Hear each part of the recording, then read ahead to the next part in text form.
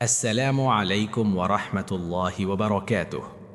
প্রিয় ভাই ও বোনেরা, আজ আমরা কথা বলবো এক অসাধারণ বিষয় নিয়ে। কুরআনের একটি আয়াত যা ১৪০০ বছর আগে নাজিল হয়েছিল, অথচ আধুনিক বিজ্ঞান আজ সেই একই সত্য আবিষ্কার করেছে। বিসমিল্লাহির রহমানির রহিম। আল্লাহ সুবহানাহু ওয়া তাআলা সূরা আল আম্বিয়া এর ৩০ নম্বর আয়াতে ইরশাদ করেন, أولم ير الذين كفروا أن السماوات والأرض كانتا رتقا ففتقناهما وجعلنا من الماء كل شيء حي أفلا يؤمنون।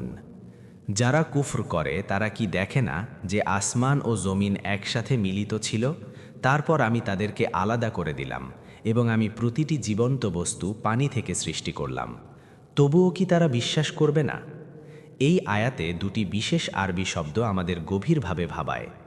প্রথম শব্দ রতকান, যার অর্থ একত্রিত, সংযুক্ত, অবিভাজ্য, অর্থাৎ সব কিছু ছিল এক। দ্বিতীয় শব্দ ফাফাতাকনাহুমা, যার অর্থ আমরা বিচ্ছিন্ন করলাম, ফাটিয়ে দিলাম, পৃথক করে দিলাম।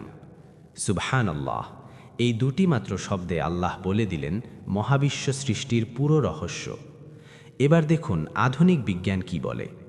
বিংশ শতাব্দীতে বিজ্ঞানী এডউইন হাবল আবিষ্কার করলেন মহাবিশ্বের গ্যালাক্সিগুলো একে অপর থেকে প্রতিনিয়ত দূরে সরে যাচ্ছে, মহাবিশ্ব প্রসারিত হচ্ছে।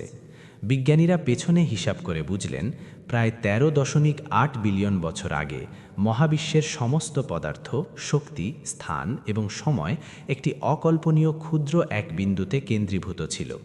তারপর ঘটল এক মহাবিস্ফোরণ, বিজ্ঞানের ভাষায় দ্য বিগ ব্যাং। সেই এক বিন্দু থেকে ছড়িয়ে পড়ল আলো, শক্তি, পদার্থ, গ্যালাক্সি, নক্ষত্র, সৌরজগৎ এবং আমাদের এই পৃথিবী। এখন একটু থামুন, একটু ভাবুন। কোরআন বলেছে সব কিছু একত্রে ছিল, তারপর আলাদা হলো। বিজ্ঞান বলছে সব কিছু এক বিন্দু থেকে বিচ্ছিন্ন হয়ে ছড়িয়ে পড়েছে। একটি বলেছে ১৪০০ বছর আগে, আরেকটি আবিষ্কার হয়েছে মাত্র কয়েক দশক আগে। এই মিল কি শুধুই কাকতালীয়? না, এটি ওহীর সত্যতা। এটি প্রমাণ যে এই কোরআন কোনো মানুষের রচনা নয়, এটি আল্লাহর কালাম। কোরআন বারবার আমাদের ডাক দেয়, আফালা ইয়াতাদাব্বারুন আল কোরআন। তারা কি কোরআন নিয়ে গভীরভাবে চিন্তা করে না? এই মহাবিশ্বের বিশালতা, এই নিখুঁত শৃঙ্খলা, এই অসীম সৌন্দর্য, এটি কোনো দুর্ঘটনা নয়, এটি আল খালিকের সৃষ্টি, যিনি সব কিছু জানেন, সব কিছু দেখেন। আর সেই সর্বজ্ঞ আল্লাহর বাণী আজও আমাদের বলছে, চোখ খোলো, চিন্তা করো, বিশ্বাস আনো। সুবহানাল্লাহি ওয়া বিহামদিহি। প্রিয় ভাই বোনেরা, আল্লাহ আমাদের সকলকে কোরআন বোঝার এবং তা থেকে উপকৃত হওয়ার তৌফিক দান করুন। আমিন। ওয়াসসালামু আলাইকুম ওয়া রাহমাতুল্লাহি ওয়া বারাকাতুহু।